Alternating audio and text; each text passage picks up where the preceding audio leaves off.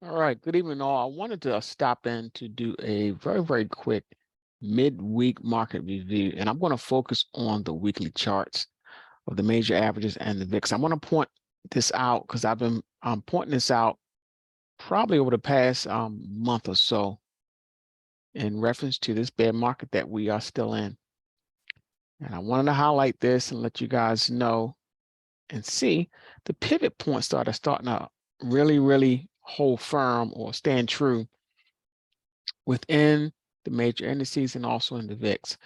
So looking at and I'm going to focus on the weekly charts again. So looking at the weekly chart of this VIX here, I have several areas highlighted and pointed out, which are trend lines that have been established and have been proven pivot points within the VIX itself.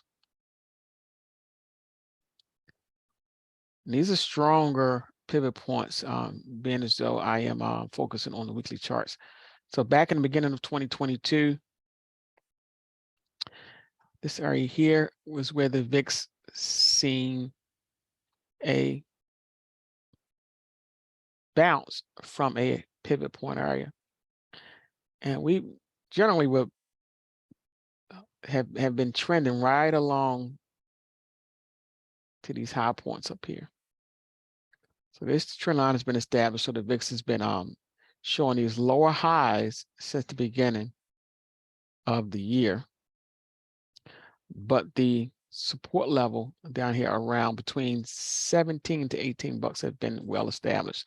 And every time the VIX will normally get around, drop around 20, between the 18 and $20 level, we will see a bounce. So what's happening now? I think this could be a major bounce that we're starting to see now. So VIX traded back down to this trend line again, and we're starting to see the reversal in price action. And this reversal could be pretty strong because we've been hovering around these lows on the VIX, right around this trend line for quite a bit. The VIX has not been dropping below the trend line. It's been bouncing pretty much about a month or so. And now we're starting to creep higher. Ultimately, I think the VIX will eventually make an attempt to get back up to this level. And this could be that time, and it could be over the next couple of months or so, since we're looking at a weekly chart. So pay close attention to that. The VIX is showing a reversal pattern to the upside. So if the VIX is starting to show a stronger, longer term reversal pattern to the upside, then what does that mean for our overall markets? You know, the VIX is inversely related to the S&P. Therefore, we're going to hop right to the S&P. Click on this. And take a look at what the S&P is starting to show on the weekly charts. Now I'm looking at the futures market. So I'm looking at the VIX futures, and I'm going to look at the S&P E-minis, which is the futures market. And if the VIX was showing a reversal pattern to the upside, you'll start to see a reversal pattern to the downside for the S&P. Now, what the S&P did since S&P and general markets did since October is it got a bounce from the lows. Still in the general bear market because we have not yet reached back to the overall high of 4808 back at the beginning of the year.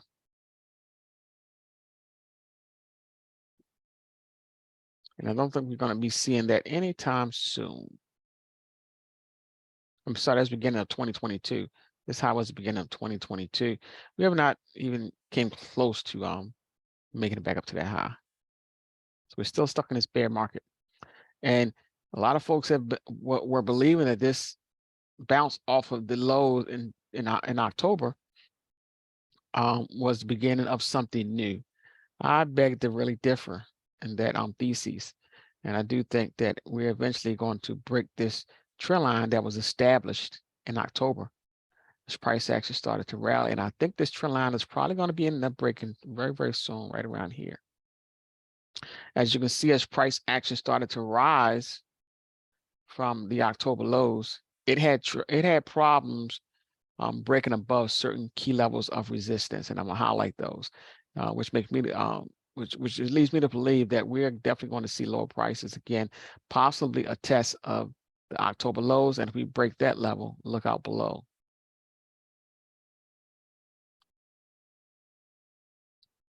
These key levels were very, very hard for the market to break above. So these were some levels of resistance that markets tried to challenge. S&P tried to challenge, S&P futures tried to challenge, but was unable to break that level of resistance. So what's happening?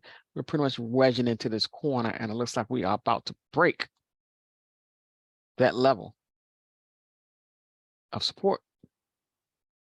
Look at the oscillators and the full stochastics. You see what looks to be a bullish to bearish reversal. The oscillator starting to trend downward. You also see it in the wins percentage. Oscillator starting to trend downward from an overbought condition. And if you look closely in the CCI, you see the oscillator starting to trend lower with a bullish to bearish reversal and a crossover signal, signaling that prices are ready to head lower on the weekly chart. That is a look at the S&P E-minis futures.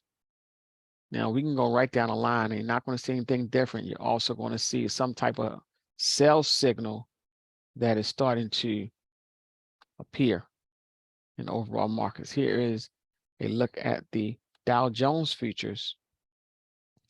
And same thing, Dow Jones was able to, on the weekly chart, off the October lows, bump its head up against a strong area of resistance too, because it's been struggling to break above this strong area of resistance.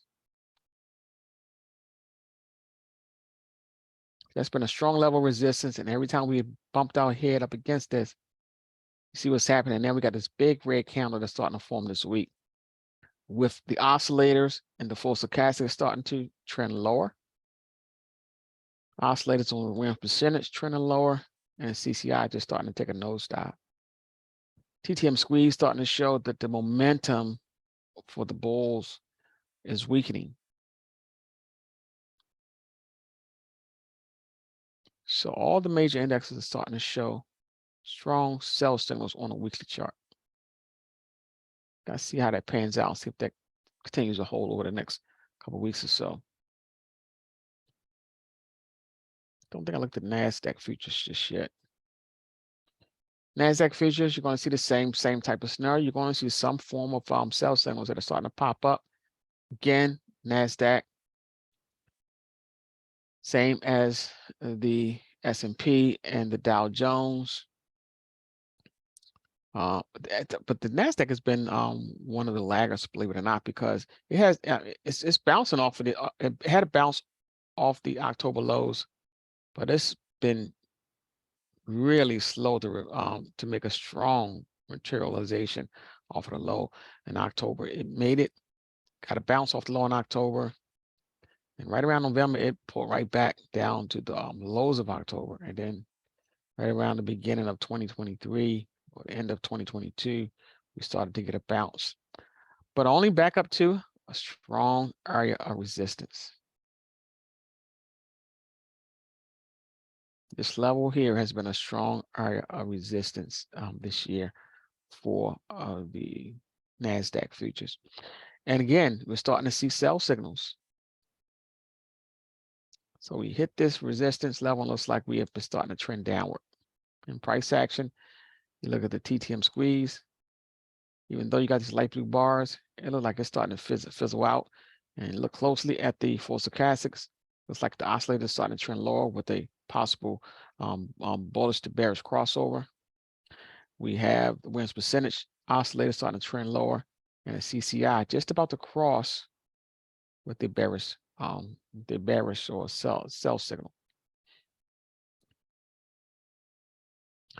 That's how NASDAQ futures look. And we take a look at the Russell 2000 futures. Same type of setup. Again, we've been experiencing a nice rally off the lows in October.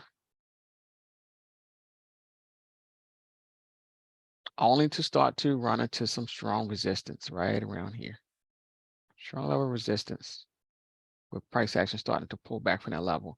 And you're starting to see some sell signals with the TTM squeeze starting to show the momentum, that the upward momentum is losing its steam.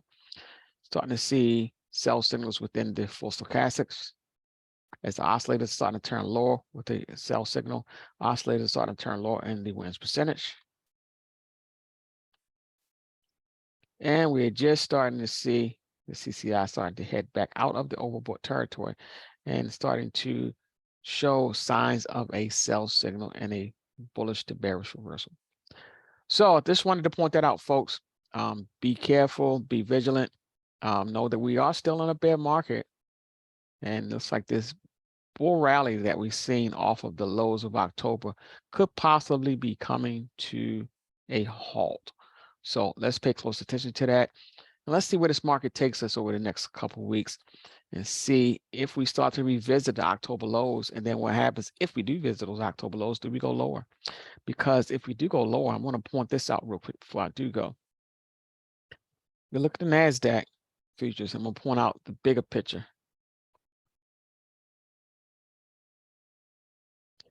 So how detrimental the NASDAQ, or how detrimental our markets is to starting to dig into or possibly revisit the areas that we've seen in 2020, in the 2020 plunge. I was to draw this out, look at a monthly chart. Let me go back and look at a weekly chart, a 5-year weekly chart. Point out something real quick before I head out.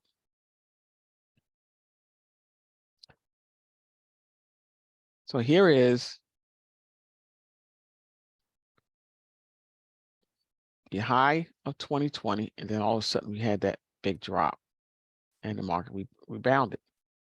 Look where the NASDAQ has been pretty much trading, the range that the NASDAQ has been trading in, starting around July of 2021.